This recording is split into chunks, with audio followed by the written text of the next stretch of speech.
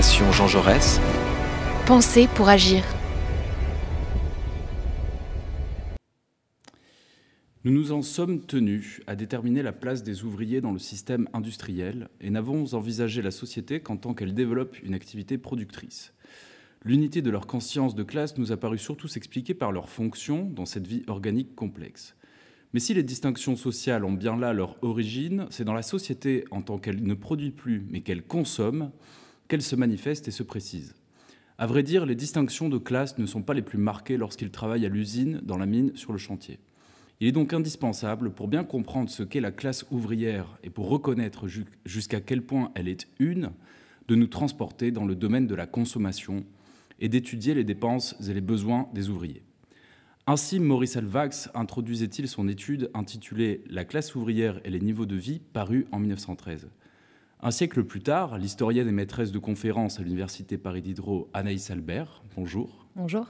Que reçoit la Fondation Jean Jaurès aujourd'hui, reprend, complète, rectifie les questionnements du sociologue dans son ouvrage « La vie à crédit », en posant la question suivante, je cite, « Qu'est-ce que la consommation fait à la classe ?» Or, les conclusions proposées affinent et complexifient quelque peu l'unité que Halbwachs percevait dans la consommation de la classe ouvrière. En effet, s'il est vrai, comme le dit l'auteur, que la consommation reste un marqueur de l'identité sociale des classes populaires, elle n'en est pas moins, je cite, une force centripète qui tente à diviser la classe sociale. Et la distinction est très forte entre ceux qui tentent d'accéder à des modes de vie bourgeois et ceux qui s'en retrouvent durablement exclus. L'ouvrage « La vie à crédit » que nous lisons aujourd'hui propose donc une plongée intensive et minutieuse dans les univers de la consommation populaire dans le Paris de la Belle Époque, et ce en mobilisant des sources et un appareil analytique d'une rare richesse. L'une des ambitions de cet ouvrage est notamment de déconstruire les catégories intellectuelles de la consommation des classes populaires, d'en rebattre les conceptions moralisatrices, ou ce que Grignon et Passeron ont appelé les approches misérabilistes ou populistes des classes populaires, extrêmement puissantes lorsqu'il s'agit de leur façon de consommer. Mais dans quelle mesure ces attitudes paternalistes à la Belle Époque sont-elles présentes dans cette étude, et surtout dans quelle mesure ces catégories pèsent-elles sur la vie des classes populaires ? Merci beaucoup et puis merci pour cette invitation à présenter mon ouvrage ici aujourd'hui. Et vous avez raison, hein, ces discours moraux sont très présents dès qu'on parle à la fois de la consommation et des classes populaires, et encore plus qu'on croise les deux.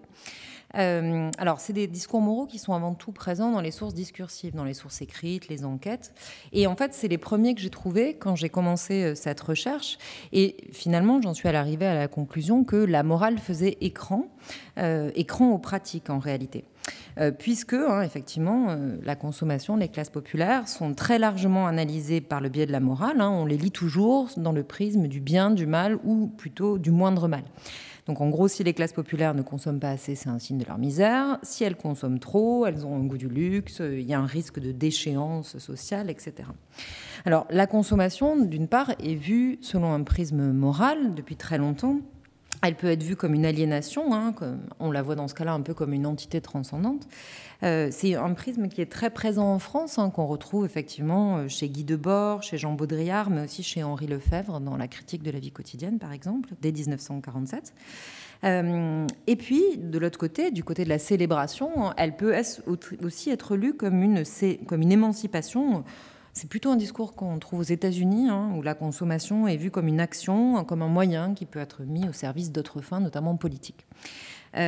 Pour les classes populaires, vous l'avez rappelé, c'est le prisme du misérabilisme et du populisme. Donc en gros, soit on voit la culture populaire et les classes populaires comme complètement dominées, ça c'est le misérabilisme, soit au contraire on idéalise le peuple, ça c'est le populisme, donc on lui attribue des capacités de modestie, de révolte, etc. Et donc quand on croise ces deux grilles sur la consommation populaire, c'est effectivement très vite très moral. Dans le temps long, ce qu'on remarque, c'est qu'à chaque fois qu'il y a une extension de la consommation, donc que la consommation va toucher de nouveaux groupes dans les classes populaires, surgit un discours moral parce que ça suscite des anxiétés, notamment dans les classes supérieures. On le voit à la fin du XVIIIe siècle. Daniel Roche, dans l'Histoire des choses banales, a montré comment la consommation s'étend à ce moment-là, en France, particulièrement à Paris. Et c'est le moment où surgit la querelle du luxe, qui est là déjà un débat moral autour de la consommation. On le voit aussi après les 30 Glorieuses, dans les 30 Glorieuses, après la Seconde Guerre mondiale. Il y a un autre élargissement et c'est là où surgissent ces critiques dont on a parlé, Baudrillard, Debord, etc. Et donc dans la période que j'étudie, il y a effectivement un élargissement de l'accès aux biens. Donc les classes populaires achètent du mobilier, décorent leur logement, éventuellement achètent des bicyclettes. Bon. Et donc on a effectivement des discours moraux qui sont signes d'une anxiété aussi sur les places, sur les positions sociales, la peur qu'il n'y ait plus de distinction sociale et que tout se confonde. On le trouve très fort dans la mouvance catholique, notamment autour de la réforme sociale, les Leplésiens notamment, qui pensent que la tentation est finalement un peu, la consommation, pardon, est comme une tentation pour les classes populaires. Elle menace leur budget, elle risque de les faire chuter dans la dette, aussi de les précipiter dans le vice. Alors l'alcoolisme, la consommation d'alcool pour les hommes, et puis toujours le soupçon de la prostitution dès que les femmes consomment. On suppose que pour se donner les moyens de cette consommation, elles sont passées par une sexualité vénale. Voilà. Et il y a déjà des solutions, des idées qu'il faudrait moraliser la consommation, responsabiliser les consommateurs bourgeois, notamment. Ça a été étudié par Marie-Emmanuelle Chessel à propos de la Ligue sociale d'acheteurs. Alors, pour finir, est-ce que ces conceptions pèsent sur les classes populaires ? Justement, mon étude cherchait, donc certes, à rendre compte de ces discours, mais surtout des pratiques populaires qu'ils occultent, en les donnant quand même un peu parfois à voir. C'est-à-dire que quand on a déconstruit la grille morale, il y a parfois des observations très précises, mais toujours lues sous le prisme de la morale. Et finalement, il m'a semblé que la consommation populaire relevait de toute autre logique que ces discours moraux. Bien sûr. Alors, ça pourrait aussi faire l'objet d'une autre question. Je fais une petite parenthèse, mais est-ce que ces approches, alors très puissantes à gauche sur l'idée du fétichisme, de la marchandise, de l'aliénation des classes populaires vis-à-vis de la consommation, constituent totalement ou pas une impasse analytique ? C'est-à-dire, est-ce que c'est fondamentalement biaisé ? Est-ce que ça ne recouvre aucune réalité ? Ou est-ce qu'il y a une part de réalité dans les analyses de bord d'une certaine manière, mais finalement qui existe depuis Karl Marx, en fait. Oui, tout à fait. Mais on pourra peut-être revenir là-dessus. En tout cas, ce qui est intéressant, c'est qu'il y a des voies pour dénoncer l'avilissement, d'une certaine manière, des classes populaires à l'égard de la consommation et de la consommation de masse. Et il y a notamment donc un certain nombre de sources que vous citez qui se rattachent à la Confédération générale du travail à travers la bataille syndicaliste, donc tendance, on va dire, syndicaliste révolutionnaire, voire anarchisante, qui sont très critiques sur la consommation de masse. Mimi Pinson, donc, dans les pages de la bataille syndicaliste, déplore la basse qualité des fourrures produites en série, encourage à faire usage des produits. Et là, il y a aussi quelque chose peut-être à mettre sur le long terme, c'est-à-dire la dépréciation d'objets chez une classe qui est aussi une classe de travailleurs et qui voit la qualité se dégrader tout au long du siècle, avec une sorte de hantise de cette production en série, cette production de masse qui déprécie l'objet. Bref. Grandjouan, le célèbre caricaturiste, dessine Georges Dufayel en ogre dans Les Hommes du Jour. On méprise la foule des consommateurs du palais de la nouveauté. On dénonce la présence de la publicité dans les pages de l'Humanité. Les anarchistes réclament l'effacement des dettes, comme bien plus tard David Graeber le fera dans son ouvrage. Enfin, quoi qu'il en soit, il existe une critique socialiste, voire révolutionnaire, de la consommation, et ce, dès la Belle Époque, qui rafraîchit quand même pas mal nos conceptions du socialisme comme seule analyse des modes de production. Et ça, c'est vraiment très, très intéressant. Donc, question, dans quelle mesure est-ce qu'il y a... donc, quel est le poids réel, finalement, de cette critique socialiste de la consommation ? Et existe-t-il, par ailleurs, une consommation proprement populaire, proprement ouvrière, qui s'opposerait à une consommation dite bourgeoise, quand bien même les classes populaires veulent imiter la consommation bourgeoise ? Alors, vous avez raison, le mouvement ouvrier s'exprime avec force durant toute cette période sur la question de la consommation populaire. Ce que vous disiez au départ, c'est vrai. C'est-à-dire que moi, j'ai traité, dans un premier temps, cette critique comme un discours moral à part entière, en le mettant en parallèle avec ce discours catholique réformateur, notamment. Notamment parce que, c'est quand même un discours qui lie la consommation sous le prisme du bien et du mal, finalement, en essayant de promouvoir certaines attitudes, notamment la frugalité, et puis en stigmatisant d'autres, le crédit, le goût du confort. Alors, il y a deux arguments qui sont de nature un peu différente. Il y a un argument économique qui rejoint ce que vous disiez, qui est que finalement, l'extension de la consommation, c'est la production de biens à moindre coût, donc qui sont de moindre qualité, et surtout, ça repose sur l'exploitation des travailleurs, puisque ça pressure les salaires, ça dégrade les conditions de vie des ouvriers.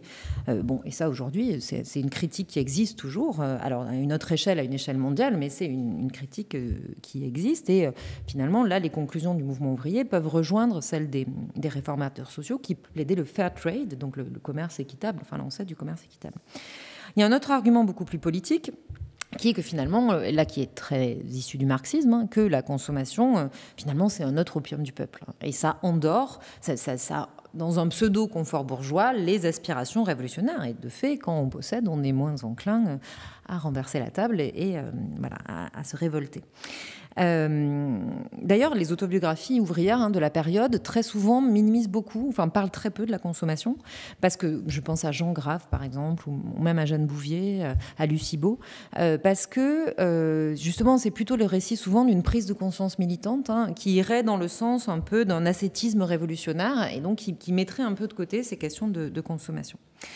Alors, effectivement, quand j'ai étudié les pratiques, il y a très peu de consommation proprement ouvrière au populaire. En réalité, quand on regarde les objets, la diffusion des objets, le modèle bourdieusien, et puis il y a aussi le modèle d'Alvax et avant de Thorstein Veblen, de la l'imitation et la distinction, tient très bien.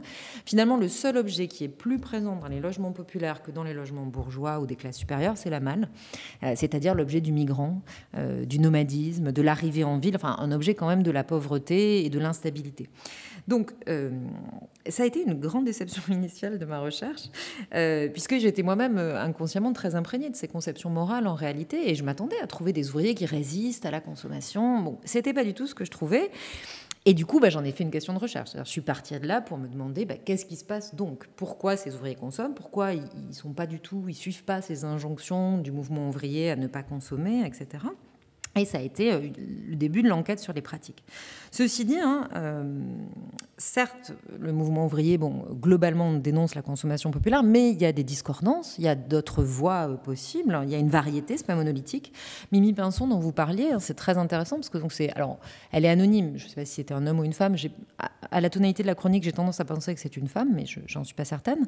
Mais c'est intéressant parce que dans le quotidien de la CGT, elle tient une chronique consommation, alors qu'on a la chronique des grèves, des grands articles politiques. Et il y a cette petite chronique, la chronique de Mimi Pinson, qui parle de consommation, qui témoigne des évolutions, qui essaie d'éduquer les femmes à des valeurs morales, mais qui en même temps comprend les pratiques, négocie. Donc là, on est dans une approche qui est proche des pratiques et qui en ça est très intéressante. Il y a aussi Jean Jaurès, puisqu'on est ici quand même, qui, le 12 janvier 1895, dans un débat autour d'une loi, la loi de Saisie-Arrêt sur les salaires, où il y a peut-être une volonté de limiter le crédit, d'empêcher les ouvriers d'avoir accès au crédit. Et Jean Jaurès, il se résout à voter cette résolution, qui ne passera pas finalement, mais il dit qu'il ne s'y résigne pas sans tristesse ni sans quelque humiliation, ajoutant « Je trouve qu'il est très pénible de frapper toute une classe de salariés d'une sorte d'incapacité. On veut appliquer cette mesure au prolétariat tout entier, qu'on déclare par là même incapable de dépenser avec sagesse ses salaires et de diriger avec clairvoyance ses achats. Je sais bien que nous demandons toujours des lois de protection pour la classe ouvrière, mais permettez-moi de signaler la différence qu'il y a entre les mesures de protection destinées à défendre l'ouvrier contre des forces qui lui sont supérieures et celles qui sont faites pour le protéger contre lui-même. Voilà pourquoi, tout en voulant empêcher la mauvaise foi, je ne voudrais pas trop lier les mains des ouvriers pour entraver leur liberté d'achat. » Donc voilà, on est là dans une posture qui est très nuancée et avec une conscience qu'il y a là une tension entre le salaire perçu et la liberté de le dépenser.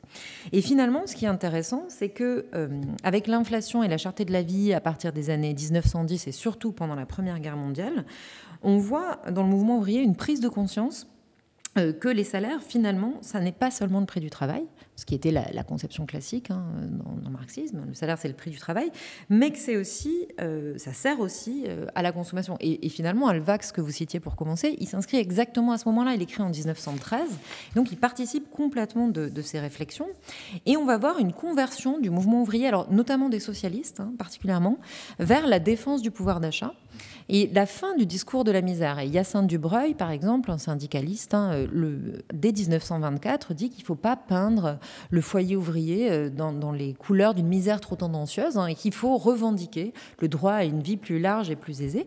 Et ça arrivera jusqu'à la théorie du pouvoir d'achat sous le Front populaire. Donc finalement, c'est l'inflation qui a fait prendre conscience, qui a déclenché dans le mouvement ouvrier, particulièrement dans le socialisme, cette réflexion sur justement le salaire à l'intersection du travail et de la consommation. D'accord. Donc l'idée finalement que cette période d'inflation et cette période de guerre aurait contribué à systématiser un petit peu la réflexion socialiste sur la consommation. Il me semble qu'il y a quelques pistes déjà chez Béatrice Potter et Sidney Webb en Angleterre dans les années 1890, justement, qui réfléchissent un peu à cette question, notamment lorsqu'il s'agit du sweating system. Oui. La question est de dire, voilà, the whole sweater is the nation, le problème du travail sous-traité, c'est pas tant les intermédiaires que la nation qui continue de consommer, si je me souviens bien. Oui, tout à fait, mais pour Webb et Potter s'inscrivent plutôt dans le siège de la LSA, de la Ligue sociale d'acheteurs, c'est-à-dire dans l'idée de moraliser les consommateurs des classes supérieures pour protéger les consommateurs populaires. Là, ce qui change dans le mouvement socialiste, c'est la perception des consommateurs populaires et la défense de leur liberté d'achat et de leur pouvoir d'achat. Mais c'est des réflexions après qui courent dans l'ensemble du mouvement socialiste. Non, mais la perspective de long terme est vraiment passionnante. Alors, on va revenir sur 3 grands aspects de votre travail. La première chose qui me semble très importante, c'est qu'à l'opposé d'une approche qui serait simplement quantitative de cette consommation, qui a été faite par ailleurs, vous proposez des pistes très stimulantes pour comprendre les subjectivités populaires qui se manifestent dans les formes de consommation. Et un premier élément fort que vous démontrez dans le premier chapitre, c'est que vous expliquez que la croissance de la consommation des classes populaires à la Belle Époque n'est pas seulement le fait d'un accroissement des salaires, même s'il y contribue évidemment, mais il est aussi le fait de la progression de la marchandisation, d'un front de marchandisation de certains domaines de l'échange qui autrefois étaient gratuits ou disons encadrés par d'autres formes de médiation, comme par exemple le soin, les médicaments, la santé, la mort. Vous avez de très belles pages sur les pratiques funéraires des classes populaires. Donc front de marchandisation qui progresse, ce qui n'est d'ailleurs pas sans produire son contre-coup, le vol, puisque vous dites le vol est un délit qui signe l'attrait de la gratuité dans une économie où gagne la marchandisation. Je trouve que c'est une très belle dialectique.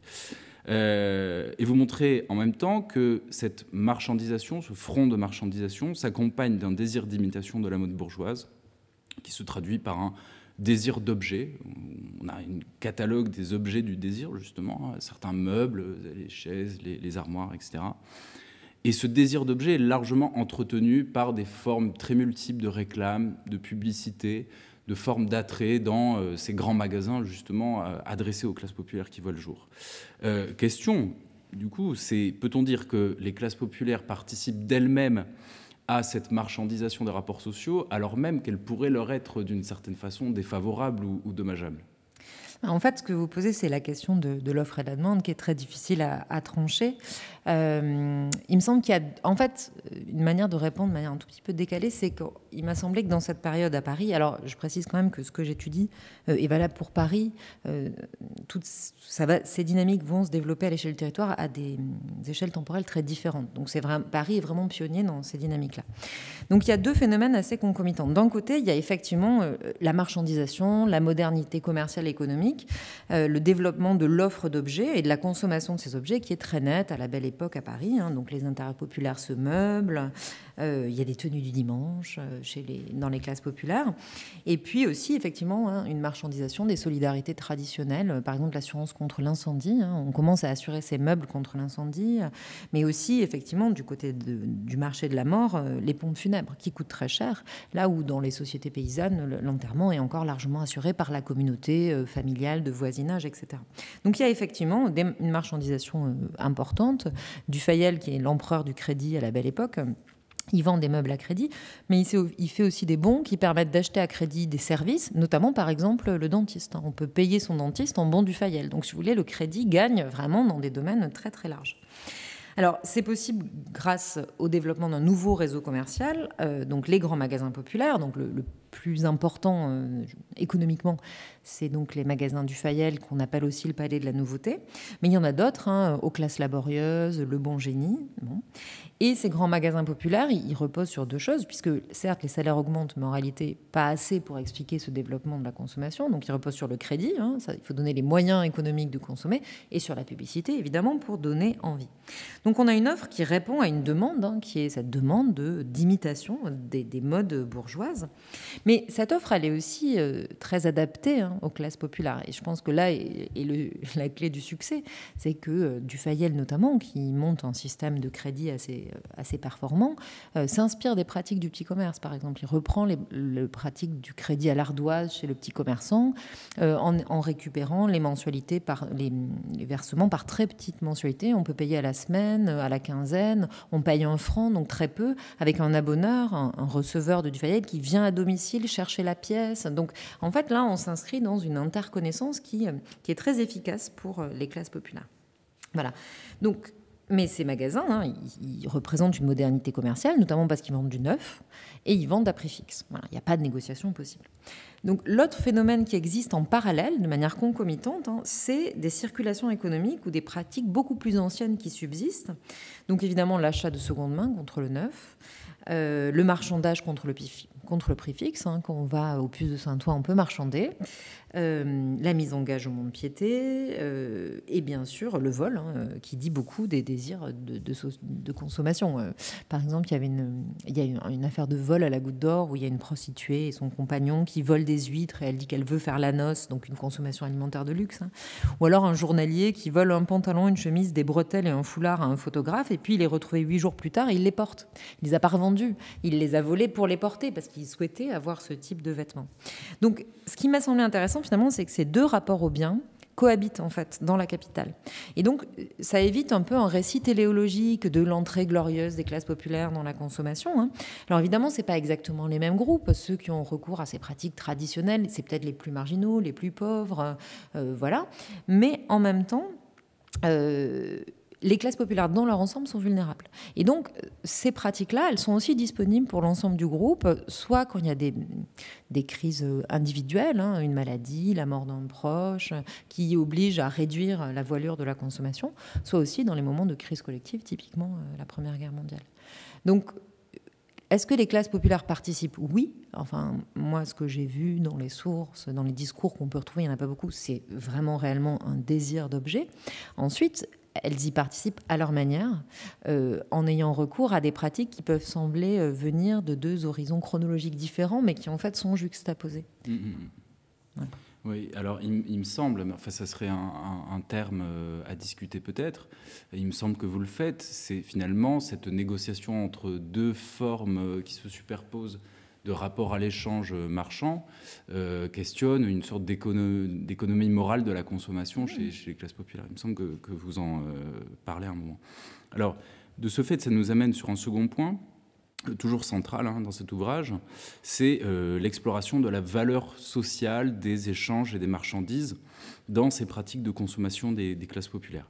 Dans votre troisième chapitre, qui porte sur les années de guerre, vous mettez justement brillamment en relief les interprétations populaires de la hausse des prix, qui reposent sur une connaissance intime des prix, sur une comparaison sur le long terme des prix, sur une appréhension qui passe par une crainte, celle du retour des crises de subsistance, qui sont bien ancrées dans un imaginaire populaire, la dénonciation de fautifs, des responsables de cette inflation, de cette augmentation des prix, etc. etc. Bref, ce sont là des éléments qui permettent de parler aussi de compétences sociales des consommateurs, et ces compétences sont fortement genrées, puisqu'elles sont justement inscrites au cœur du travail domestique des femmes. Là, vous montrez justement très très bien comment on peut considérer la consommation comme un travail avec ses compétences, avec ses savoirs, avec ses techniques, etc. etc. La question de la valeur sociale des objets, vous la posez également dans le chapitre qui est consacré à la fréquentation populaire du mont-de-piété de Paris, où là se font face l'attachement émotionnel des objets qui sont mis en gage et le froid calcul des commissaires-priseurs qui sont, hélas, obligés de déprécier la valeur. Bon, quoi qu'il en soit, tout un ensemble de valeurs sociales sont investies dans les objets ou dans les relations d'échange, et ces valeurs sociales débordent d'une certaine manière les seules valeurs, les seules règles du marché, de l'offre et de la demande. Alors, est-ce que vous pourriez revenir un petit peu sur l'importance et la signification de ces valeurs sociales de l'échange et des marchandises au sein des classes populaires que vous avez étudiées? Alors effectivement, dans les classes populaires, la consommation est en grande partie la responsabilité des femmes. Sauf pour les achats importants, d'un montant important qui se font en couple. Ça, c'est toujours le cas aujourd'hui, la sociologie le montre très bien. Mais sinon, au quotidien, la femme est le ministre des Finances du foyer ouvrier, comme dit Michel Perrault. Donc, aller au marché pour acheter des denrées alimentaires, souscrire un crédit, gérer des ressources, ça, c'est du ressort des femmes. Et donc, j'ai pris au sérieux les propositions des sociologue féministe matérialiste, Delphi notamment, Christine Delphi, avec la proposition de la notion de travail domestique. Donc je me suis dit, si la consommation est une partie du travail domestique des femmes, il y a aussi le soin des enfants, des personnes âgées, le ménage, etc. Mais si la consommation est une partie de ce travail domestique, alors il doit y avoir un temps de travail et alors il doit y avoir des compétences particulières.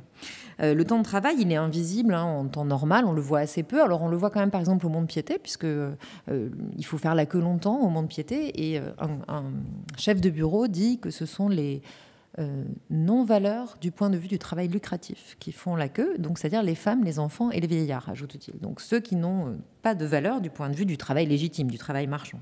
Donc ce temps de travail, mais bon, il est en général invisible, mais il se voit pendant les périodes de crise, quand il s'alourdit, et notamment pendant la Première Guerre mondiale. Il faut faire encore une fois la queue, puisque notamment pour des distributions de denrées alimentaires, parce qu'il y a une grande pénurie dans la capitale. Et là, on voit les files, il y a des photos de files d'attente avec que des femmes qui attendent. Effectivement, il y a aussi des compétences et des savoir-faire qui sont liés à cette consommation populaire. Alors, la connaissance des prix et effectivement leur mémoire dans la longue durée. Pendant la Première Guerre mondiale, donc il y a une inflation galopante, les prix peuvent changer d'un jour sur l'autre. Et les policiers qui écoutent sur les marchés, qui sont très à l'écoute, qui ont très peur d'un mouvement populaire, retranscrivent les paroles des ménagères qui disent « mais l'an dernier, en hiver, les pommes de terre valaient 2,25 francs, aujourd'hui elles sont à 3,55 francs ». Donc avec une mémoire très précise des prix comme ça. Une évaluation des produits aussi, quelles sont les matières premières, quelle est la qualité, quel est le prix raisonnable d'un produit, et puis une évaluation des commerçants très important, leur honnêteté évidemment, la possibilité de crédit qui est évidemment déterminante pour les classes populaires, le fait d'aller au mont-de-piété, de connaître les taux d'intérêt, ce genre de choses. Et toutes ces compétences sont transmises aux enfants qui sont socialisés très tôt à cette économie de la débrouille. On le voit très bien dans Albert Simonin, Confession d'un enfant de la chapelle.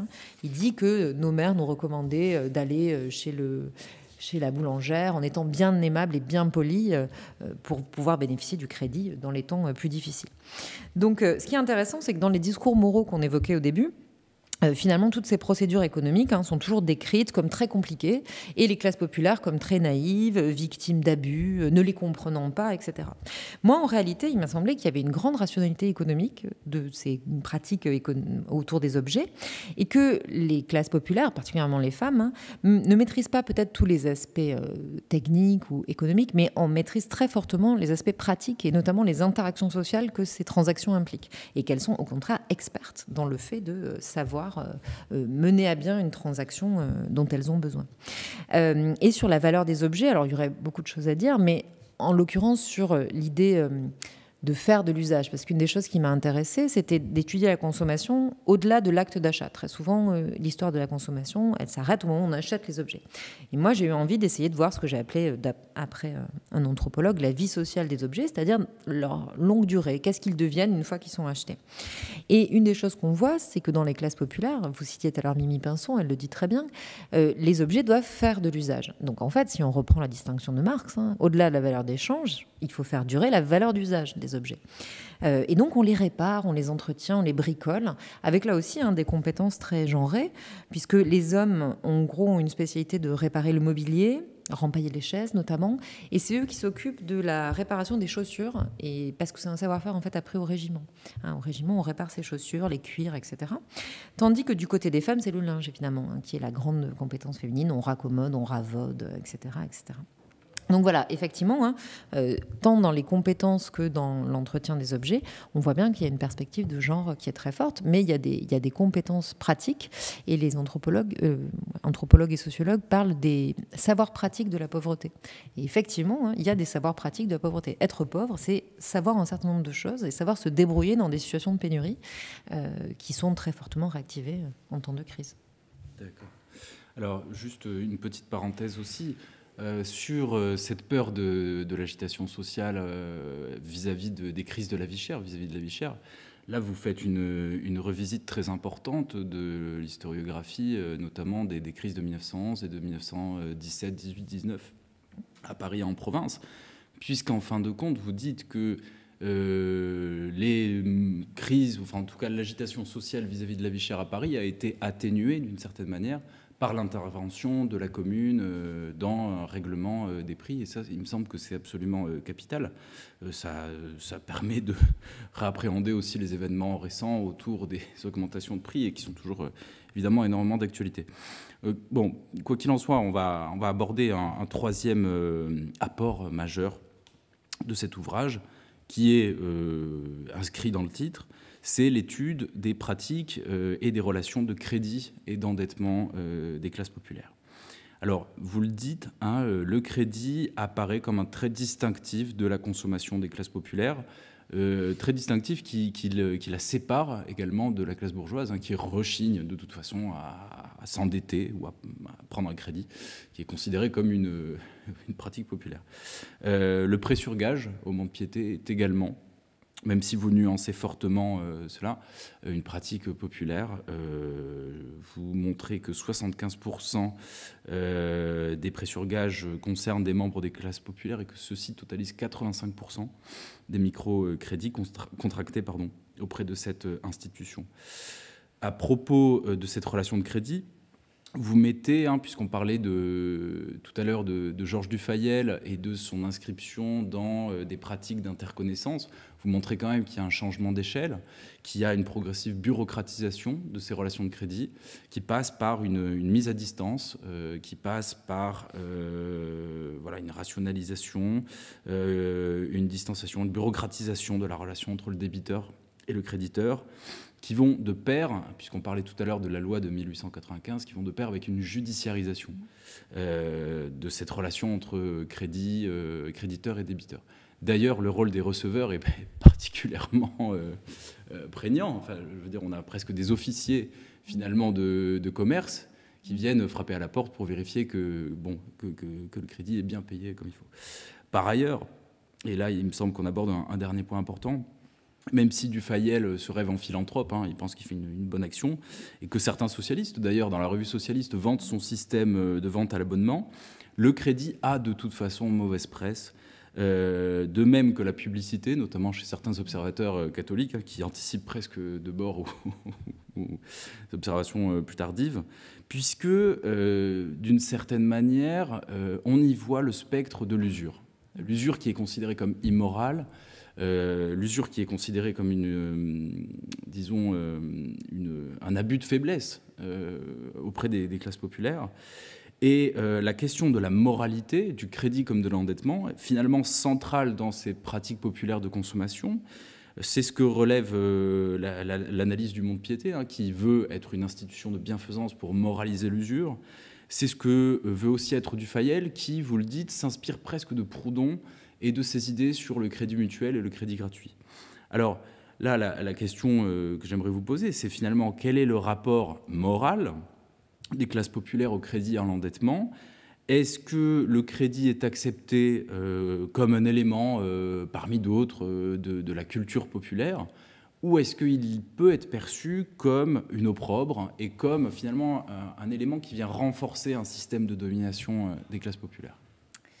Alors effectivement, le crédit est une pratique stigmatisée, hein, qui matérialise une frontière sociale. En gros, au-delà, c'est la bourgeoisie. La bourgeoisie paye comptant. Dans la bourgeoisie, on fait honneur à ses affaires pour la consommation. On peut faire des crédits productifs, on peut avoir une entreprise, voilà, faire crédit pour lancer une entreprise, ça c'est tout à fait honorable dans la bourgeoisie, mais pour la consommation, on paye comptant. Et puis, de l'autre côté, il y a les classes populaires rurales, hein, la paysannerie qui thésaurise, hein, qui épargne. Bon. Donc, effectivement, ces classes populaires urbaines, elles sont très marquées par le crédit. Et alors, c'est difficile en l'absence de discours en première personne sur le crédit de la part de ces membres des classes populaires. On retrouve quand même assez peu d'éléments là-dessus, mais il me semble que c'est vécu comme la forme normale de la vie économique, comme le quotidien. Et c'est pour ça d'ailleurs que ce livre s'appelle « La vie à crédit », parce qu'en fait, c'est vraiment le quotidien qui se passe dans le crédit, qui finalement rejoint de plein d'autres manières la vulnérabilité des classes populaires. En fait, c'est des vies précaires, des vies sur le fil. Donc le crédit, ça remplit aussi cet office-là. Donc beaucoup de choses se font à crédit. L'ardoise aux petits commerçants, évidemment, la vente à tempérament dont on a parlé, cette vente à l'abonnement chez Dufayel. Mais en fait, aussi beaucoup d'autres choses. Finalement, les meubles sont les gages du propriétaire, puisque pour avoir un logement vide, donc ce qu'on appellerait nous une location aujourd'hui, il faut arriver avec ces meubles. Pourquoi ? Parce que si on ne paye pas, le propriétaire peut saisir les meubles. Donc en gros, les meubles jouent le rôle de la caution qu'on verse aujourd'hui en argent. À l'époque, c'est ça qui fait caution pour le propriétaire. Donc finalement, c'est des espèces de crédits enchâssés, c'est-à-dire on paye pour son logement, mais les meubles eux-mêmes sont sont déjà gagés, etc.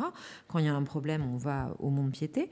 Et puis il y a aussi plein d'autres moments où on voit que le crédit est le mode normal du fonctionnement. Par exemple, les bicyclettes sont soumises à un impôt, une taxe fiscale, et on voit que les classes populaires, pas beaucoup de membres des classes populaires qui ont des bicyclettes, mais ceux qui en ont, dans les relevés fiscaux, on voit qu'ils ont du mal à payer la taxe, et on voit que le receveur des impôts, fonctionnaire, il revient une fois, 2 fois, 10 fois, et finalement il finit par faire payer la taxe exactement comme l'abonneur du Fayel fait payer l'armoire, à 1 franc par semaine. Dans les archives du commissariat de la Goutte d'Or sur le vol, alors il n'y a pas beaucoup d'affaires, mais il y a quelques affaires absolument géniales où donc quelqu'un vient dire bon, on m'a volé 100 francs ou une machine à coudre, puis finalement la plainte s'éteint. Puis il revient un mois plus tard pour dire bon, je reviens parce qu'en fait on avait convenu qu'elle me rembourserait 10 francs par semaine, et comme elle ne le fait pas, finalement je veux porter plainte. Donc en fait même un vol peut se rembourser et devient un crédit. Donc finalement on voit bien que ce rapport au crédit, il est patent. Et finalement ce qui m'a semblé aussi, c'est que ces objets que j'étudie, c'est des consommations transitoires, ou c'est des formes d'appropriation incomplète. Quand on les achète à crédit, on paye une toute petite partie de l'objet, on part avec l'objet, c'est ça qui est très important parce qu'on peut l'utiliser, on a la jouissance en droit, et ensuite on rembourse la fin en crédit, mais on a déjà l'objet. Quand on va au mont-de-piété, au contraire, on n'a plus l'objet, mais on en est toujours propriétaire. Et donc finalement, l'important, c'est de jouir des objets, pas forcément de les posséder. Et une des choses que m'a aussi conduite, que cette étude m'a conduit à remettre en question, c'est la frontière en fait entre l'épargne et le crédit. Et d'ailleurs, les observateurs, notamment les juristes qui étudient ces formes de vente à l'abonnement, Charles Couture, le disent très bien, c'est une forme d'épargne forcée. C'est-à-dire que dans les classes populaires, on a du mal à épargner in abstracto, à épargner pour des possibles qui n'adviendront peut-être jamais, la maladie, la retraite, etc. Par contre, une fois qu'on a l'objet et qu'on doit le rembourser, finalement, ça fait épargner toutes les semaines, en fait, puisqu'on ne perd jamais de vue la valeur des objets. On sait qu'on peut les revendre, on sait qu'on peut les gager. Et donc, finalement, du point de vue des classes populaires, la frontière entre l'épargne et le crédit, elle n'est pas si nette. Et je pense que là aussi jouent des conceptions morales ou aussi des conceptions intellectuelles qui sont assez éloignées des pratiques des classes populaires. Très bien. Alors justement, l'épargne qui était au cœur du projet Le Plaisien, ou voire même de Villermé dès les années 1830, ont-ils fini par gagner ? Pas vraiment, finalement, c'est plus compliqué que cela. En tout cas... Non, surtout, si je peux rajouter un point là-dessus, parce que c'est quand même... Le grand paradoxe, c'est que tous les moralistes vantent l'épargne pendant absolument toute la période. Et en fait, l'inflation, ça fait quoi ? Ça efface les dettes. Donc en fait, l'inflation finale de la Première Guerre mondiale rend complètement inutile ce discours sur l'épargne. Et au contraire, ceux qui ont fait crédit se trouvent enrichis, puisque finalement, leurs dettes s'effacent, alors que les épargnes s'effondrent. Et c'est l'étude de Bourdieu sur les paysans du Béarn qui n'ont plus de dot, puisque tout ce qui avait épargné, la dot ne vaut plus rien. Alors que toutes ces classes populaires endettés à crédit, finalement, leur crédit s'efface avec l'inflation. Elles peuvent repartir dans de nouveaux cycles de consommation. Donc, voilà, ironie de l'histoire, l'inflation a plutôt eu tendance à donner raison aux pratiques d'endettement des classes populaires. C'est un autre enseignement très utile de cet ouvrage.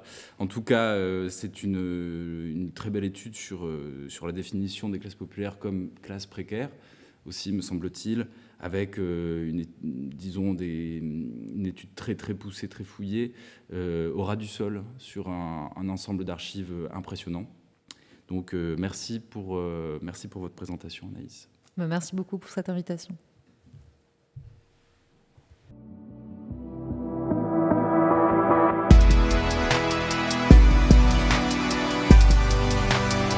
Fondation Jean Jaurès. Penser pour agir.